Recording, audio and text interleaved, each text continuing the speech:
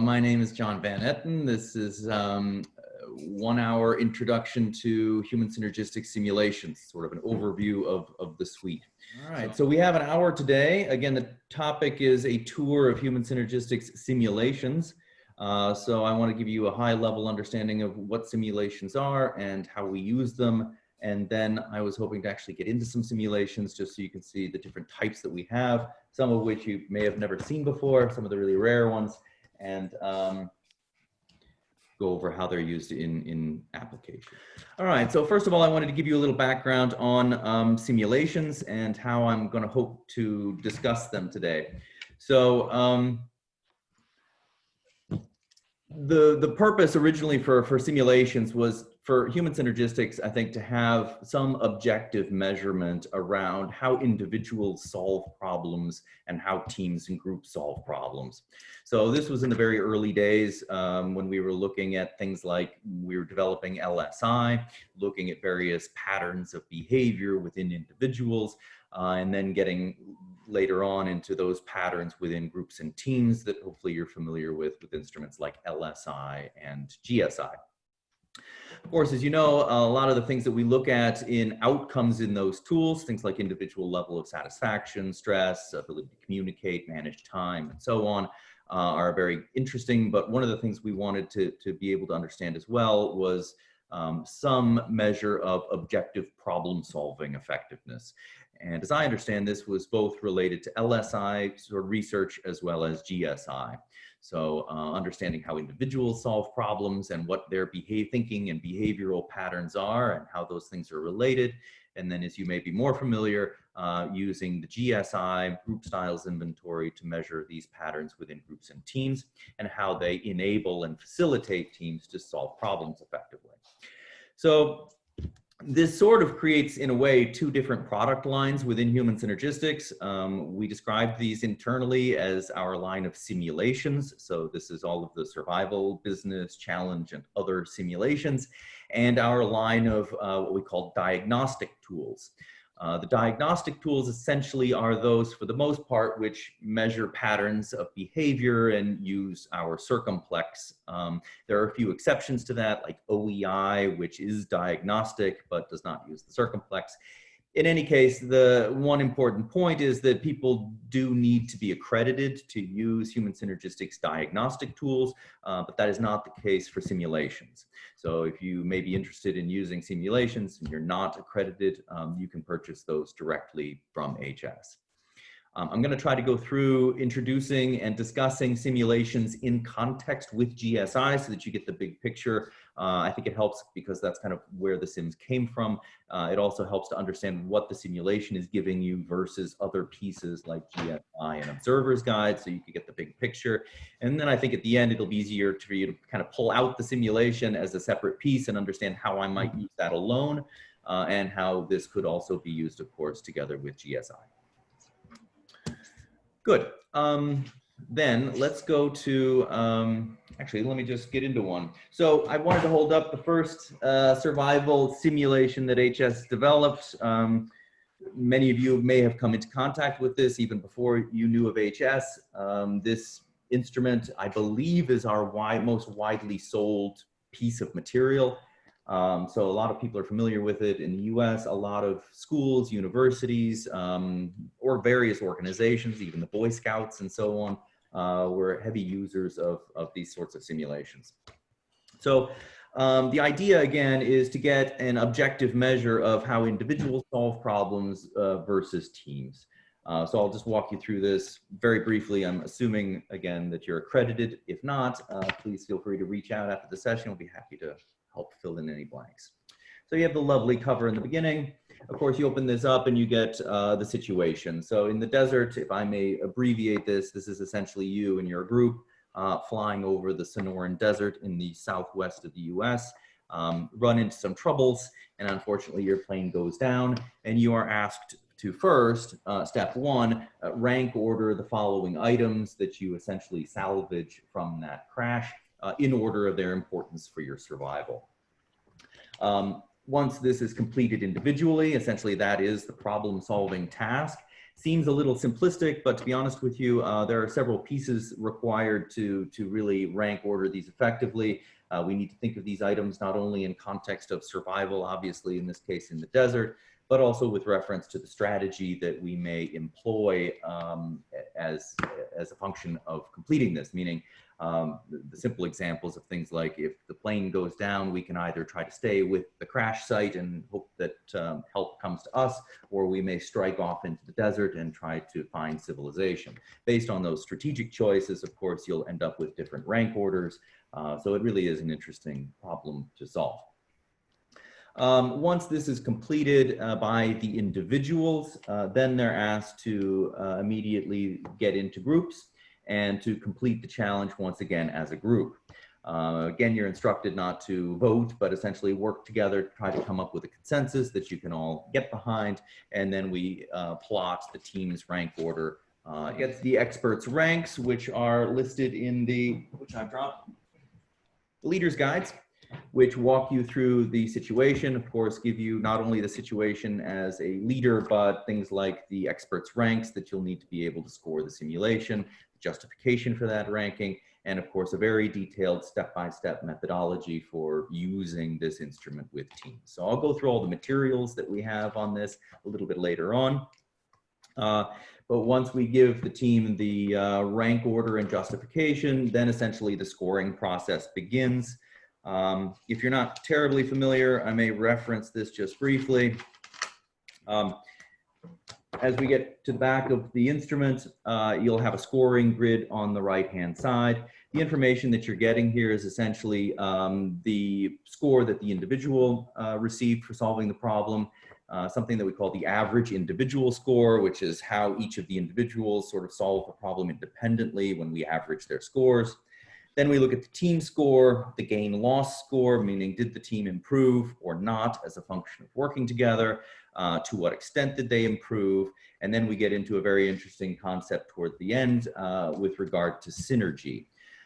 We describe teams that achieve synergy as being those that come up with a solution or a group score that was better than any of their individual scores. They were able to essentially identify good ideas, input, and concepts from various members of the team and to build upon one another's good ideas in order to come up with a solution that is more effective than any of the individuals. This is obviously sort of the goal that we are hoping to develop teams toward, the ability to function most effectively and utilize all of their resources.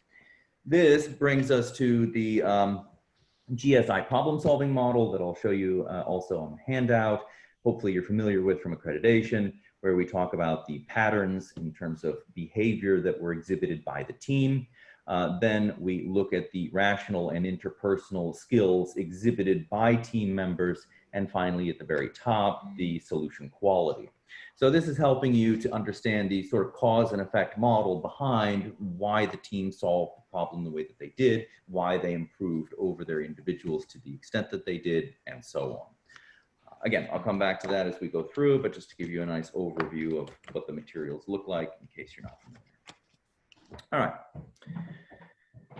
Then let me switch back over. All right. So this is the model that we're describing. Again, I'll go over this just briefly because I think it's fairly interesting. And also for those of you who are accredited in OCI, there's a nice little cultural tie-in to discuss as well. So again, just very briefly from accreditation, we understand that effective solutions are typically arrived at by both quality and acceptance, meaning that we need to have good ideas, good plans, and a good strategy. And we also need people to support that strategy, carry it out, provide ideas, and take part. On the left-hand side, you can see some examples of what we're talking about in terms of rational skills. Setting goals, breaking problems down into smaller pieces, managing time, and so on. And what we look at in terms of interpersonal skills, listening, constructively differing, sharing ideas, and so on. Those skills that your people probably have and may have well been selected for are then essentially encouraged, promoted, and facilitated through the way in which the team functions behaviorally. And this is where we get the profile for GSI. And in this case, our causal model sort of moves upwards. You may be familiar with our how culture works model that moves from left to right. In this case, we're sort of going up. To put this in very simple terms, what we find is that teams that use constructive task-oriented behaviors, for example, achievement, tend to facilitate, encourage, and essentially enable their members to use the rational skills that they have and to thereby more effectively contribute quality. Teams who do not use constructive task-oriented skills, especially passive styles, tend to be very negative in the effect of the ability of members to use these rational skills. So the more green, security-oriented, passive behavior that takes place, the less people essentially do things like focus on goals, consider alternatives, and so on. On the other side, it is these constructive interpersonal styles, things like humanistic encouraging and affiliative behavior that allows individuals to use their interpersonal skills, excuse me. So again, the dynamic that takes place behaviorally within the team in terms of how we share information and interact with one another enables your people to utilize the skills that they have. What you find is that, and by the way, it tends to be aggressive defensive behavior, red styles over here on the lower left, which are most negatively related to this, meaning the more aggressively the team behaves, and I'm sure many of you have experienced this, the less those members are able to utilize their interpersonal skills and contribute to the effectiveness of the solution.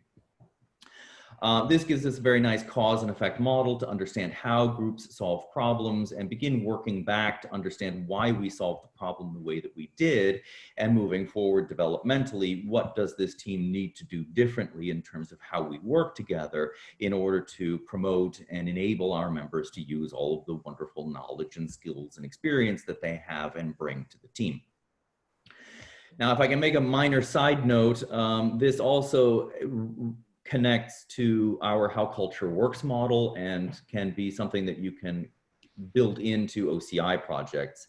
If you sort of imagine that how culture works model, then you might recognize that if we assume this GSI profile is the current culture, if we think of effective solutions as the outcomes that we measure in OCI and so on, then these skills, both rational and interpersonal, sort of serve as an intermediary step. Meaning that, and very much true, constructive organizations actually enable, culturally, enable their members to utilize their rational and interpersonal skills. Those organizations in which the culture begins to become a little too red and aggressive will oftentimes recognize that their people are not able to use their effective interpersonal skills. Communication begins to break down. People cannot constructively differ without conversation devolving into an argument, so on and so forth. So it's a very nice thing and message to bring across to clients who use our OCI culture instruments, because it is very much true that the culture is actually enabling or inhibiting your people from using the skills that they have. The way I oftentimes discuss this with clients is, and they can usually relate to this, I'm honestly always amazed at the amount of time, money, resources that organizations expend when they're looking for candidates. They will spend tremendous amounts of time and energy to find the ideal candidate who has all of the knowledge and skills and experiences and capabilities that they need for the business and role.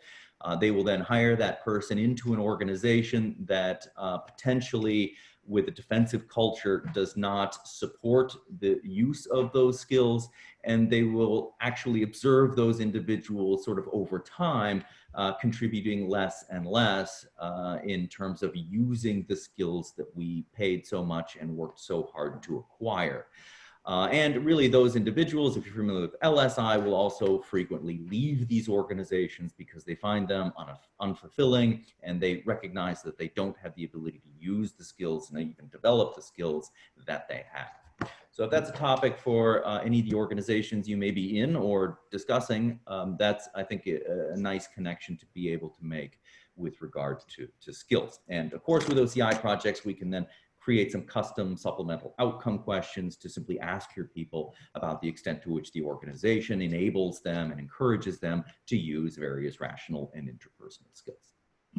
Okay, so if we're comfortable then with this model, then I will switch gears and go to the next page to show you this little structure that we provide.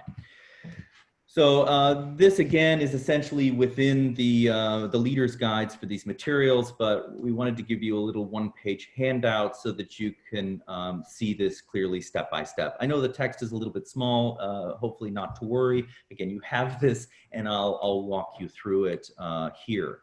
I also wanted to point out that this structure includes sort of all of the instruments that we use at this level. That would be simulation, also the GSI, and of course the observer's guide. And actually, if I may go back to the previous page, I don't think I made that point quite clearly enough. Whoops. There we go. So again, the key piece to remember here is that the simulations, regardless of which one you use, are essentially focusing on only delivering to you information around the solution that we came up with. How effectively did your individual solve the problem? How effectively did the team solve the problem? Did we improve or not? To what extent? And so on. The observer's guide, and I'll go through that in a moment, is actually the piece of information that will answer the next question, which is which skills were our people utilizing during that exchange? And the third level, of course, digging down a little deeper, is the GSI piece beneath that in terms of what patterns do we need to promote next time so that people are able to use more of the skills that we now know we need to solve these problems effectively. All right, so let me walk you through this methodology. So again, if you've gone through accreditation, the team's accreditation, you would have gone through this very much this practice and this structure in terms of how we recommend using this. And again, this will include all the tools. So essentially, the first thing we do is describe and introduce people to the simulation, talk about the exercise that we will be doing and essentially the purpose of it. There's some nice introductory text within the leader's guide that you can actually read to the participants. But that's the kickoff, short and sweet. The next piece, of course, is to consider whether or not we're going to use the observer's guide. Now, many times the observer's guide is not utilized, but let me give you a few good reasons to potentially keep this in your back pocket. For one, you'll only need one observer's guide typically per team. The observer is an individual who, in best case, is not a member of the team, but sitting outside, observing them literally as they work together to solve this problem. And they're going through the observer's guide to recognize which rational and interpersonal skills the team members are utilizing. I find this to be very, very helpful for a few reasons. One, if you're using this with GSI, you'll find the patterns between GSI profile and what's taking place in the observer's guide are noticeable and very interesting, meaning if you get a team that's very task oriented, maybe they're using lots of achievement, but they're also getting into some power and competition and other aggressive behaviors.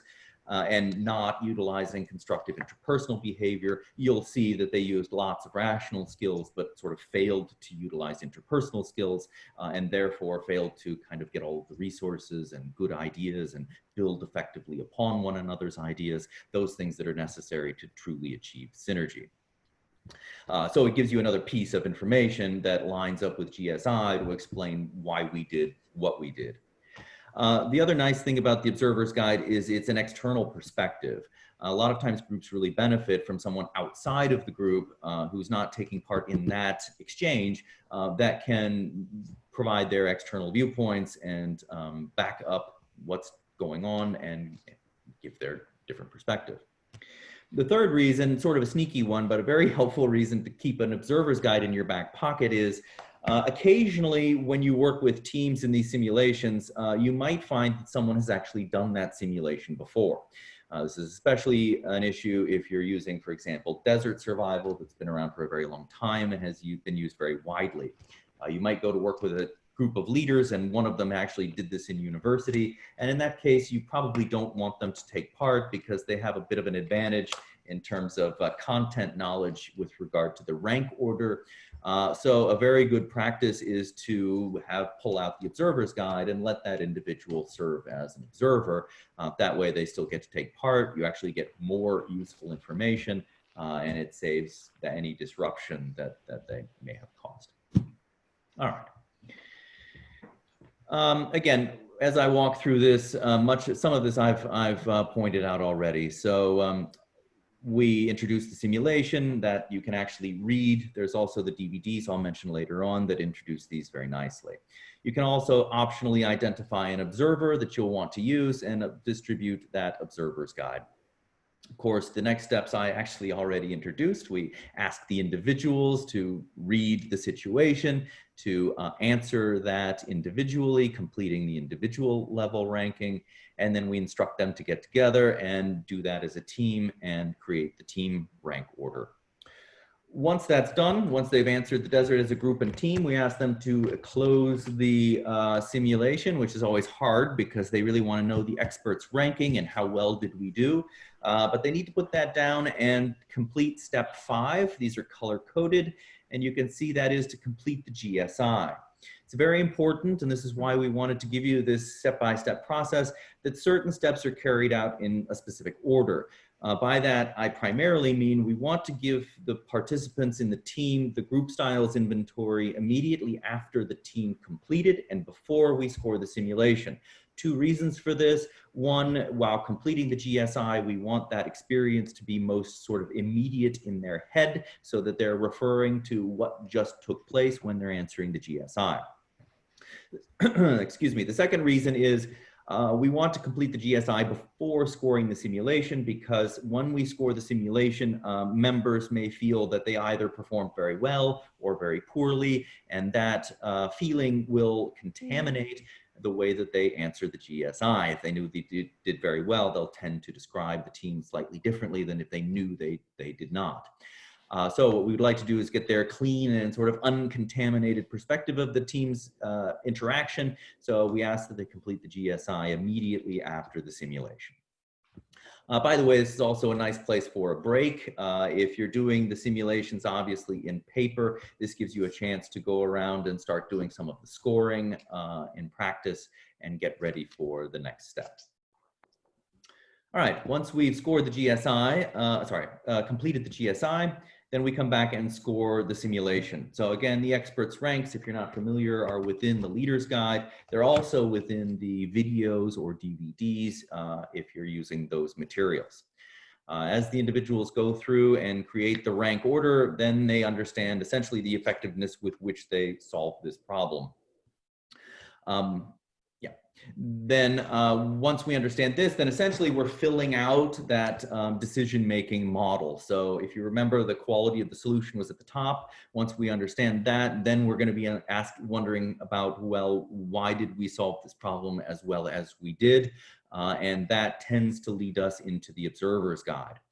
So at this point, we can start hearing from the observer and looking at their feedback and seeing which skills we used and whether those were hopefully lots of skills and both on the rational and interpersonal sides of the model. That tends to suggest a higher quality solution. And you'll actually find that in cases in which, when we dig down to the next step and we score the GSI, we introduce the GSI and model and begin scoring it, in which you'll find that teams that are primarily constructive, both in task and interpersonal styles, will tend to utilize both their rational and interpersonal skills and thereby tend to perform most effectively in the problem. For some of you who've gone through accreditation, you may remember I tell stories about doing this in universities because one of the things I used to do in the research department in the US was to go into universities where these tools are very widely used in the US and go into large classrooms of things like MBA students and use simulations and GSI with many, many students in lots of little groups. And it was very fascinating because you could see how this plays out across all sorts of groups. And then at the end, once we had all of these things scored, we would actually try to hang them up on a wall, and you would simply rank order them by the the simulation score, so the quality of the solution, starting sort of on the lower right-hand side and moving up to the upper left, sorry, on the lower left and moving up to the upper right. In any case, we would not only show the solution in terms of how well we solved the problem, but we would also hang the team's GSI profiles next to that solution. And when you simply rank order these based on the effectiveness of the problem-solving solution, you find a beautiful progression in the circumplexes. Those that are on the lower left, where we underperformed, will be much more red and green, and progressively more blue as the solution quality improves. And this was always a big aha moment for students around how teams truly work effectively together and what helps teams to solve problems most effectively. Then, of course, you're getting into discussions and debriefs around what we've learned from this and what our team can do next time based on these learnings to improve and more predictably solve problems and create solutions as a team together. All right, so that's the structure of the method. I'll stop there and see if that generally makes sense to everyone before moving on to simulations themselves. Okay, so I just mentioned content-free versus content-rich. This is a concept we tried to include in this little handout for you. It's sort of hard to see, but I'll zoom in. So there are 3 levels of our simulations. There's survival simulations, which we describe as being content-free. What we really mean by that is that the participants who take part in a survival situation do not need, or ideally should not have, a knowledge about how to solve that sort of problem. So in desert survival, we're actually hoping that your people don't have particularly high levels of desert survival skills. The point of the simulation is not really to learn how to survive in the desert. Obviously, it's to help understand how teams solve problems and so on. The reason that we use content-free simulations for this is that it's sort of, I don't want to use the word forces, but it encourages people to work together. If one of the members of the team knows the answer, then that tends to have an effect in terms of how the team functions. So we want to give them a content-free situation, sort of an open playground, and thereby the opportunity for everyone to contribute their ideas and input. What we usually find is that because nobody has all the answers, everyone, however, typically has a few good ideas, and groups that function constructively and are able to think rationally in terms of strategy and are able to interpersonally identify and draw upon those good ideas amongst all of our members are those organizations that are able to achieve synergy, to take those various good ideas, regardless of where they came from in the team, and to incorporate them into a group solution that is better than any individual. So then we have the differentiation between content-rich. Now, content-rich simulations are designed to teach people something. These simulations are more in-depth. They take a little more time. I'll show you this later on. But they are designed to give you some content. So examples of this are things like project planning, customer complaint. These were developed in the US by Human Synergistics in collaboration with the American Management Association. So they served as the experts in terms of how to best deal with customers in a complaint type situation, how to plan for projects, and so on. So they went through in terms of the rank ordering and justification. The structure, however, is extremely similar to survival simulations, and the outline that I just gave you in terms of what to do for second and third completely applies. When you might use this is when you would want to use a simulation, but potentially have a group or a topic that's relevant. So again, customer complaint situation is something that's oftentimes given to customer service representatives in organizations, in teams, so that they not only can learn how we work as a team and how we can do that better, but we actually are teaching them content around their role or job. This moves all the way up into the challenge series, again, created with the American Management Association. And these are not only content rich, but designed to give you a structure or a method for putting something into action. So one of them is culture turnaround, by the way. And the purpose of that simulation is not only to have a leadership team go through in terms of how do they want to kick off and initiate this culture change effort, but it's helping them to learn about what we need to think through and how that should happen, and also to give them at the end of that simulation a step-by-step plan or process to do this. I remember in the US we did, while I was there, a job design project. And before we kicked that off, we actually used project planning to think about what do we need to do first, second, third, how is this whole project going to take place? And our team, which was a new team, got to do that together. So we built a little team together, and we also designed our project plan together. So really multiple benefits in those sort of higher level simulations. All right, so that's that. Now I wanted to take, I guess, the rest of the time and point out a few things that you may not be familiar with, or just show you some simulations. Let me try to find a way to. Oh, I'm sorry. I think I may have been talking and not sharing my screen. Excuse me. The model I was referring to is this one right here. So we have our survival simulations at the very bottom, labeled as content free, and then we get into content rich, business, and challenge series. Apologies for that. Okay, so let's have a look at a few. Of course, I held up Desert Survival because that's our tried and true. It's been around for quite a long time. There's also, a few people don't know, there is Desert 2. So a few interesting differences here. Desert 2 is probably our most complex survival simulation. We have about 10 survival sims at this time, things like bushfire, tsunami, reef, and so on. Desert 2 is sort of the more complex survival simulation, primarily because it's asking you to do strategic planning, not only sort of rank ordering items. So in the Desert 2, it's actually quite similar to Desert 1, with the main exception in my mind that we not only need to rank order these items, but we need to choose between two methods for using them. So, you know, if the mirror is very important, do we use that to start a fire, or do we use that to signal a plane? So you get into more strategic thinking and so on in Desert 2. Also wanted to hold up the survival series observer's guide. This is generic essentially across the entire survival simulation series. So this will work whether you're working with desert or bushfire or anything else. There is a separate observer's guide for business and challenge series if you're using those more content-rich simulations. All right, if you've been familiar with me recently and talked about simulations, you probably know that I typically recommend bushfire, or have in the past. I like bushfire as a content-free simulation for a few reasons. One, it's set in Australia in a bushfire. I haven't run into too many people in the US or Europe who have any content knowledge on that area. It also sort of nice to take them to a whole different place.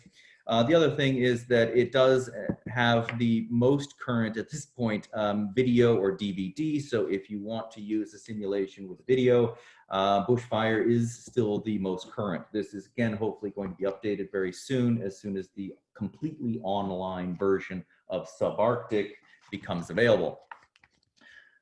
So that is our bushfire. Again, Subarctic is a simulation we've had for quite a long time. It takes place in the Canadian tundra in the frozen north. And it's actually our Canadian office that's working to have this filmed and getting this into a completely online interactive version, which we're extremely excited about, as are most of our clients. It's also going to be very, very helpful because for those of you who are accredited or familiar with GSI, hopefully have heard that that instrument is now available in a completely online format so that you, the accredited practitioner, can build your own projects in real time, watch people complete it, score the team's profile, the individual's profile, and even get an interactive online report. Very, very popular. People are very much enjoying it, especially now, by the way, with the home office situation, so that we can look at how teams, and we're conducting some research on this right now, how teams behave and operate in face-to-face versus virtual teams. What are those differences and how does that play out? All right, there is a line of simulations that some people are not familiar with, and it's not really listed, and these are our safety series. So I think I can share my screen, and it'd be nice if I took you over to the website. Here we go. So we talked about survival simulations briefly, so you can see these here listed. Again, we have business and challenge series and a line of safety simulations. So again, if that's a topic for you or your clients, that is something to be aware of. Something else to be aware of in terms of the more content-rich business simulations is something that a lot of people overlook, and that is envisioning a culture for quality. Those of you who are accredited in or familiar with our culture level instruments may love this. If you're trying to introduce HS tools and you want to introduce the circumplex, this is really fantastic.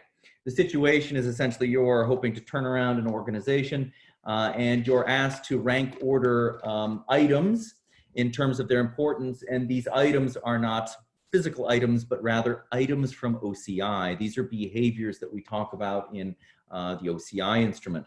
So things like planning ahead, considering alternatives, procrastinating, shifting responsibilities to other people. We have a nice list of those items across styles, and the participants get to rank order these in terms of those that they feel are appropriate and they want to have taking place in their business. The beautiful part about this is you get to score it, and of course it directly references our circumplex and almost serves as a bit of a way for the team to think through an ideal culture. Which of these things do we want taking place in our business? Which of them are counterproductive? And get an understanding of that before moving on. All right. The last, I think, simulation I really wanted to dig into is Coach, and that's the last of the time. So if you're not familiar with Coach, I've always struggled to put it in one of the levels, whether it's, I guess it must be content rich. I think we put it in the business series, but I very much like Coach. I'll try to give you why. The Coach was recently updated, by the way, so it's got a very nice new look and so on. Well, the situation for Coach is essentially the following. You know, rather than being in a plane that crashes in the desert, in this case, you have been elected as the new coach for a sports team. I believe it's a European football team, and it gives you some nice background on the team. You know, this team has performed very, very well in the past, and they have very skilled players, but recently they've been underperforming, so you've been brought in as the new coach. Once we understand that situation, then we're asked as the coach of the team to essentially go through the simulation and to answer what we would and would not do with the team. And this is broken into various sections. Your general approach to how you would lead the team, goals, how you set and communicate goals for the team, how you select players, section 1. Section 2. What you do in training with them, what you do before the game, halftime, and after the game. And these are actions. For example, training. Do you announce that practice is compulsory, meaning required, and introduce fines for those players who are late to practice? So individually, we think this through. Would I do this as a coach? Yes or no? And then we're asked to get together as a team and answer this again. Again, that's all similar with other simulations in terms of the structure, but the point is that this coach experience of leading a team is designed to be analogous to a leader of a team. And really a lot of the actions in terms of why we're doing these things are along those lines as well. So it gives people who are in leadership positions an opportunity to almost simulate leadership. And I think that's a very helpful exercise. Another thing that I very much like about Coach is how it's scored. And if I can tear this one open, show you. The fun thing is that some of these strategies obviously are essentially positive, others are essentially negative, somewhat counterproductive. By the way, those of you who are accredited in our impact tools and are familiar with the concepts of prescriptive, restrictive, facilitating, and inhibiting, that's what we're talking about here.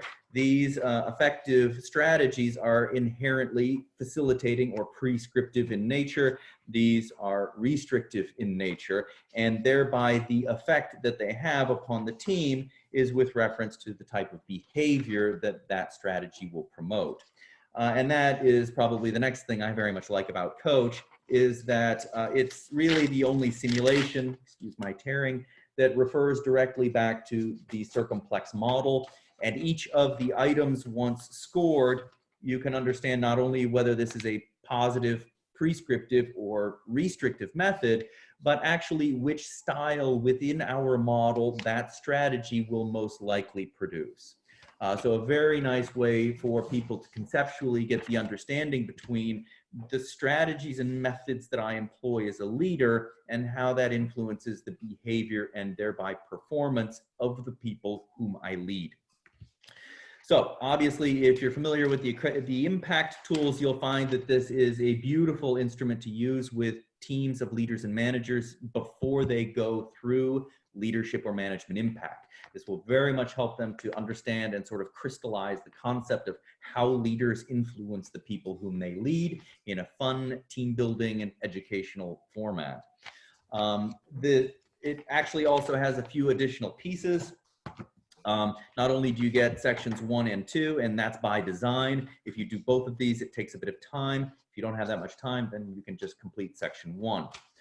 You also get within the booklet additional support materials, a participants booklet that explains the methods and why the results are the way that they are. You can even create an action plan from this feedback, think about what we might do differently as a team moving forward. So from my side, it's almost a halfway step between a simulation and something like leadership impact. Again, for teaching those concepts, it's fantastic. And we do have several clients who use this with their leadership teams before going into something like leadership impact. All right, I think that's everything I had to hold up for you right now. Then we'll call it a day. Thank you again for taking part. I very much appreciate it.